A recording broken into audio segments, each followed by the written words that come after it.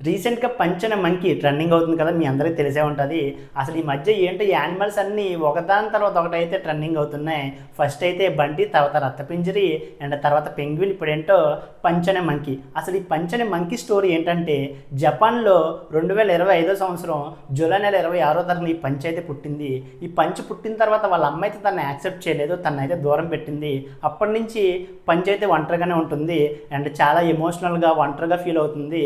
And ఎవరి దగ్గరికి వెళ్ళినా తనైతే ఎవ్వరు యాక్సెప్ట్ చేయట్లేదు. ఈ విషయాన్ని గమనించిన జూ సిబ్బంది అయితే మంకీ లాంటి ఒక బొమ్మనైతే తనకి ఇచ్చారు. పంచ్ అయితే తనే వాళ్ళ అమ్మ అన్నట్టు ఆ బొమ్మతోనే ఉంటూ తనతోనే ఆడుతూ పాడుతూ ఉండడం ఈ వీడియోస్ అన్ని మీరు చూసే ఉంటారు కదా. అండ్ అప్పుడప్పుడు వచ్చి జూ సిబ్బంది వాళ్ళకి ఫుడ్ అయ్యి వేస్తారు కదా, అప్పుడు కూడా ఆ పంచ్ అయితే ఆ ఫుడ్ వేస్తున్న వ్యక్తుల దగ్గరికి వెళ్ళి గట్టిగా పట్టేసుకోవడం, వాళ్ళ కాళ్ళని వెళ్ళిపోతున్నా సరే వదలకుండా ఉండడం, ఇవన్నీ చూసి నాకైతే చాలా ఎమోషనల్ అనిపించింది అబ్బా. అండ్ ఇప్పుడిప్పుడైతే పంచ్నైతే అందరూ యాక్సెప్ట్ చేస్తున్నారు, మిగిలిన అన్ని కోతులు అయితే.